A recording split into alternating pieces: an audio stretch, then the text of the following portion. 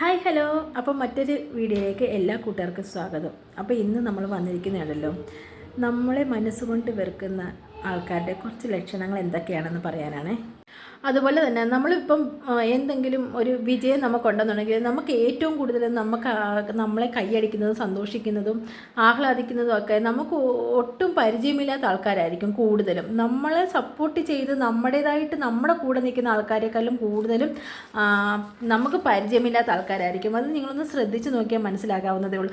അതുപോലെ തന്നെ നമ്മളിപ്പോഴൊരു ബിസിനസ് തുടങ്ങട്ടെ, ഇപ്പോൾ ഒരു ബേക്കറി ആയിക്കോട്ടെ, ഒരു ഹോട്ടലായിക്കോട്ടെ, നമുക്ക് ചുറ്റുമുള്ള നമ്മളെ അറിയാവുന്ന ആൾക്കാർ കൂടുതലും ഫ്രീ ആയിട്ട് കൊടുക്കാനാണെന്നുണ്ടെങ്കിൽ അവർ മാക്സിമം വന്ന് അവർ അത് കഴിക്കുകയോ എടുക്കുകയൊക്കെ ചെയ്യും. അതേസമയം കാശിനാണെന്നുണ്ടെങ്കിൽ എന്തിനാ അവിടെ കടയിൽ കയറുന്ന, മറ്റൊരു കടയിൽ കയറി കൂടെ എന്നും പറഞ്ഞുകൊണ്ട് മറ്റൊരു കടയിലേക്ക് പോകുന്ന, എന്നാൽ അവർക്ക് വേണ്ടി ഒരു 10 പൈസ നമ്മൾ കയറുവാണെന്നുണ്ടെങ്കിൽ അവർക്കൊരു ഗുണമാകും എന്നും പറഞ്ഞുകൊണ്ട് കയറുന്നതായിട്ട് മാക്സിമം ആരും അങ്ങനെ കാണാറില്ല അല്ലേ. ഇപ്പോൾ ഒരു യൂട്യൂബ് ചാനൽ തുടങ്ങുന്നു, ഇപ്പം നമുക്കൊരു ചാനൽ ഇപ്പം തുടങ്ങുന്നുണ്ടെങ്കിൽ നമ്മുടെ കൂടെ നിൽക്കുന്നവരൊക്കെ നമ്മളെ സബ്സ്ക്രൈബ് ചെയ്യുകയൊക്കെ ചെയ്യുമായിരിക്കും. പക്ഷേ അവർ കാണത്തില്ല. നമ്മൾ മാറി നിൽക്കുമ്പോഴത്തേക്ക് അതങ്ങ് ഓഫ് ചെയ്ത് ആ സബ്സ്ക്രൈബ് അൺസബ് ചെയ്യാനേ അവർ നോക്കത്തുള്ളൂ. എന്നിട്ട് മാക്സിമം നമുക്ക് നമ്മളെ സപ്പോർട്ട് ചെയ്യുന്നതൊക്കെ നമ്മളെ പരിചയം പോലും ഇല്ലാത്ത ആൾക്കാരായിരിക്കും. കൂടെ നിൽക്കുന്നവർ കുറേ ആൾക്കാർ നമ്മളെ ഇങ്ങനെ നമ്മളോട് കണ്ണുകടിയുള്ള ആൾക്കാർ കുറേ ആൾക്കാർ നമ്മുടെ കൂടെ തന്നെ കാണും. എല്ലാവരെയും അല്ല ഞാൻ പറഞ്ഞ, കുറേ ആൾക്കാർ കാണും. അവരെ തിരിച്ചറിയാനായിട്ടുള്ള കുറച്ച് ലക്ഷണങ്ങളൊക്കെയാണ് ഞാൻ പറയാൻ പോകുന്നത്. ഇങ്ങനെയുള്ള ആൾക്കാരാണെങ്കിലുണ്ടല്ലോ നമ്മുടെ കണ്ണി നോക്കി സംസാരിക്കില്ല. നമ്മളിപ്പം മുഖത്തോട്ട് നോക്കി എല്ലാവരും കണ്ണി നോക്കി സംസാരിക്കും. അങ്ങനെയുള്ള ആൾക്കാരെ നമുക്ക് വിശ്വസിക്കാമെന്നാണ് പറയുന്നത് അല്ലേ.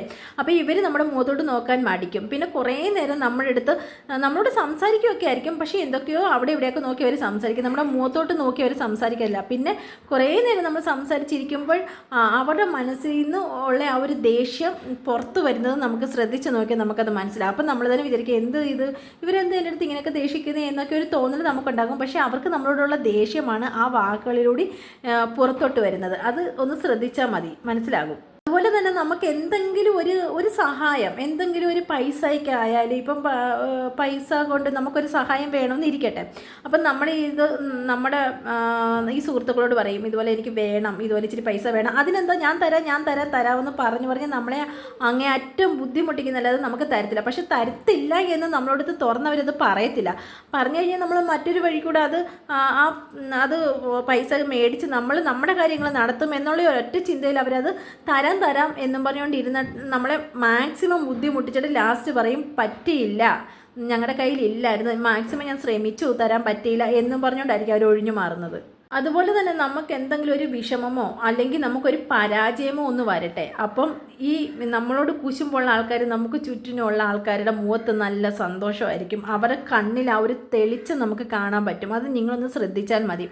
നമ്മുടെ കൂടെ ചേർന്ന് നിന്ന് അയ്യോ നിനക്കിങ്ങനെ പറ്റിയല്ലോ, എന്തൊരു ഗതിയായി പോയി എന്നും പറഞ്ഞുകൊണ്ട് നമ്മളോട് സഹതപിച്ച് കാണിച്ചിട്ട് അങ്ങോട്ട് മാറി നിന്നിട്ട് പറയാം അവൾക്ക് അങ്ങനെ തന്നെ വരണം, അല്ലെങ്കിൽ അവൻ അങ്ങനെ തന്നെ വരണം, അത് അങ്ങനെ തന്നെ ദൈവം കൊടുത്തതാണ്, അങ്ങനെ തന്നെ വരണം എന്നും പറഞ്ഞുകൊണ്ട് മാറി നിന്ന് നമ്മളെ കുറ്റം പറയുന്ന ആൾക്കാരാണ്. അതാണ് ഞാൻ പറഞ്ഞത്. അവർക്ക് നമ്മളോടുള്ള കുശുമ്പാണ് അവിടെ അവർ പറയുന്നതിൽ നിന്ന് നമുക്ക് മനസ്സിലാകാൻ പറ്റുന്നത്. ഇപ്പം എന്തെങ്കിലും നല്ലൊരു ഫംഗ്ഷനോ കാര്യത്തിന് പോകുകയാണെങ്കിൽ നിങ്ങളുടെ കൂടെ മാക്സിമം ഇങ്ങനെയുള്ള ആൾക്കാർ വരാനായിട്ട് മാക്സിമം മടിക്കും. അതൊന്ന് ശ്രദ്ധിച്ച് നോക്കിയാൽ മതി. അതുപോലെ തന്നെ നിങ്ങൾ എന്തെങ്കിലും ഒരു സാധനങ്ങൾ മേടിക്കുകയാണെങ്കിൽ, ഇപ്പം ഉദാഹരണത്തിന് ഇപ്പം ഒരു കാറ് മേടിക്കുന്നു, അപ്പോൾ അതിൽ വലുത് മേടിക്കാനായിട്ട് അവർ ശ്രമിക്കും. അതുപോലെ തന്നെ നിങ്ങൾ എന്തെങ്കിലും ഒരു വളയോ മാലയോ എന്തെങ്കിലും ഒരു സ്വർണ്ണം മേടിച്ചാൽ അതിൻ്റെ അപ്പുറം അവർ മേടിക്കാൻ ശ്രമിക്കും. നമ്മൾ മേടിക്കുന്നതിൻ്റെ അപ്പുറം മേടിക്കാനും നമ്മൾ നടക്കുന്നതിനേക്കാളും ഒരു പിടി ഇച്ചിരിയും കൂടി ഇതായിട്ട് നടക്കാനും അവരെപ്പോഴും നമ്മളെ അനുകരിച്ച് ശ്രമിച്ചു കൊണ്ടേയിരിക്കും. ഇങ്ങനെ ഇത്രയും കുശുമ്പൊക്കെ ഉള്ള ആൾക്കാർ, അതൊന്ന് ശ്രദ്ധിച്ച് നിങ്ങൾക്കത് മനസ്സിലാകാവുന്നതുള്ളൂ.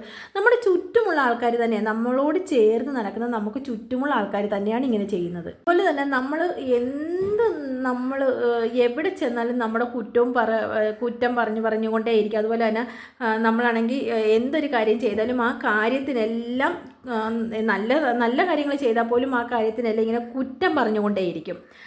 അതുപോലെ തന്നെ നമ്മളിപ്പം ഒരു കാര്യങ്ങൾ ഇപ്പം ആരോടും പറയരുത് എന്ന് പറയുന്നത് നമുക്ക് അത്രയ്ക്ക് അവരെ പ്രിയപ്പെട്ടതായതുകൊണ്ട് നമ്മൾ അവരോട് പറയും, ആരോടും പറയല്ലേ, ഒരു രഹസ്യമാണ്, അത് മറ്റാരും അറിയരുത് എന്നും പറഞ്ഞുകൊണ്ട് പറയുന്ന ഒരു കാര്യം നമ്മളെ വിശ്വാസവഞ്ചന കാണിച്ചുകൊണ്ട് മറ്റുള്ളവരുടെ അടുത്തെല്ലാം പോയി പറഞ്ഞിട്ട് നമ്മളെ താഴ്ത്തി നമ്മളെ സംസാരിക്കുകയും ഒക്കെ നമ്മളത് നമ്മളോടുള്ള കുശുമ്പാണ് അവിടെ. നമ്മൾ നല്ല രീതിയിൽ നടക്കുന്നതൊന്നും ഇഷ്ടപ്പെടാത്തത് കൊണ്ട് ആ ഒരു സൂചനയാണ് അവരിൽ നിന്ന് നമ്മൾക്ക് കിട്ടുന്നത്. അത് മാക്സിമം നിങ്ങളൊന്ന് ശ്രദ്ധിച്ച് നോക്കിയാൽ നിങ്ങൾക്ക് തന്നെ മനസ്സിലാകും നിങ്ങളുടെ ഇടയിൽ തന്നെയുള്ള ആൾക്കാരാണ് അങ്ങനെ നമ്മളോടുള്ള ഈ ദുഷിപ്പ് കാണിച്ചുകൊണ്ടിരിക്കുന്നത് നമ്മുടെ ഇടയിൽ തന്നെയുള്ള ആൾക്കാരാണ്. അതുപോലെ തന്നെ നമ്മൾ എത്ര നല്ല പ്രവൃത്തികൾ ചെയ്താലും ആ നല്ല പ്രവൃത്തികൾ മാത്രം അവർ വിലയിരുത്തത്തില്ല. നമ്മൾ എന്തെങ്കിലും ഒരു ചെറിയൊരു തെറ്റാണ് നമ്മുടെ ഭാഗത്തുനിന്ന് വരികയാണെന്നുണ്ടെങ്കിൽ, ഇപ്പം മനുഷ്യനല്ലേ, തെറ്റ് പറ്റാത്തതായിട്ട് ആരുമില്ല. അപ്പോൾ എന്തെങ്കിലും ഒരു ചെറിയ തെറ്റ് അവരുടെ ഭാഗത്ത് വരികയാണെന്നുണ്ടെങ്കിൽ എന്ത് ചെയ്യുന്നറിയുക, ആ തെറ്റ് മാത്രം കാണിച്ച് അതൊരു വലിയ സംഭവമാക്കി അങ്ങ് നടക്കും. പക്ഷേ ആ നമ്മൾ ചെയ്ത നല്ല കാര്യങ്ങളൊന്നും അവരതൊന്നും പറഞ്ഞ് നടക്കത്തില്ല. ഇങ്ങനെയൊക്കെയുള്ള ആൾക്കാരെ നമ്മുടെ ജീവിതത്തിലുണ്ടെങ്കിൽ അവരെ അങ്ങ് മാറ്റി നിർത്തിയേക്കുക. അവരുമായിട്ട് കൂട്ടുകൂടാനോ അവരുമായിട്ടുള്ള ഒരു കാര്യത്തിന് നമ്മൾ പോകാനോ നിൽക്കാതെ കൊണ്ട് അവരെ അങ്ങ് മാറ്റി നിർത്തിയേക്കുക. അവർ നമ്മുടെ കൂടെ കൂടിക്കഴിഞ്ഞാൽ നമ്മുടെ ജീവിതം തന്നെ നരകമായി പോകത്തതേ ഉള്ളൂ. നമ്മൾ മാനസികമായിട്ടും ശാരീരികമായിട്ടും എല്ലാം തകർന്നു പോകത്തുള്ളൂ. തകർക്കാനായിട്ട് ഒരു മാക്സിമം നമ്മളെ ശ്രമിച്ചുകൊണ്ടേയിരിക്കും. അതുകൊണ്ട് ഇങ്ങനെയൊക്കെയുള്ള ആൾക്കാരെ അങ്ങ് മാക്സിമം മാറ്റി നിർത്തുകയാണ് നല്ലത്. അപ്പം തന്നെ നമ്മുടെ ജീവിതം സൂപ്പറായി പോയും.